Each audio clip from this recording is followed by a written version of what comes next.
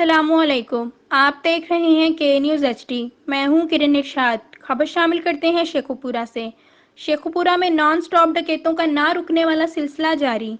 گزشتہ ایک ماہ کے دوران ہونے والی درجنوں چوری اور ڈکیتی کے وارداتوں سے شہری لاکھوں روپے نقدی رقم، موبائل فونز اور قیمتی سامان سے محروم ہو چکے ہیں۔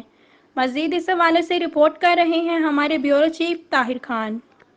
جی بالکل، شیخو پورہ میں ڈکیتیوں کا ہونے والا سلسلہ نہ رک سکا۔ تھانہ اے ڈویژن، تھانہ صدر اور تھانہ ہاؤسنگ کالونی میں بھی متعدد ڈکیتیوں کی وارداتیں رپورٹ ہو چکی ہیں۔ تھانہ بی ڈویژن ڈاکوؤں اور چوروں کی ہٹ لسٹ میں شامل ہے۔ سب سے زیادہ ڈکیتی اور چوری کی وارداتیں تھانہ بی ڈویژن کے علاقے میں رپورٹ ہوئیں۔ تھانہ بی ڈویژن کے علاقے جنڈیالہ روڈ پر 4 مسلح ڈاکو پان شاپ دکان سے 4 لاکھ سے زائد نقدی اور دکان کا سارا قیمتی سامان لے اڑے۔